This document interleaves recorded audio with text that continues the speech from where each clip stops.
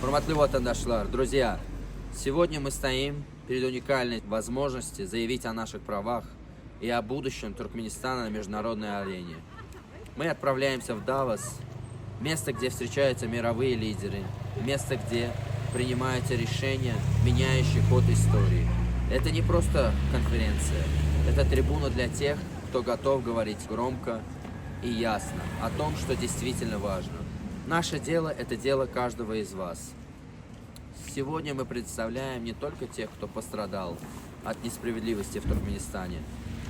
Мы представляем всех, кто вправе жить свободно и достойно и защищать свою землю.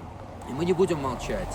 Решение ООН в пользу Гильдыки Аризова – это больше, чем просто возврат его имущества на $7 миллиардов.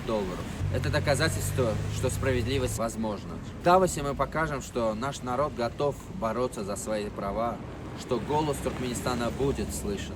Мы будем говорить о тех, кого лишили дома и земли, о пенсионерах, которые выживают на крошке, о молодежи, которая не видит будущего. Сегодня мы также говорим миру, что перемены неизбежны. Мы именно здесь, чтобы стать этой частью.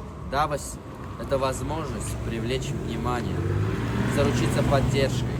Это не просто поездка, это шаг в светлое будущее. И голос Туркменистана будет услышан.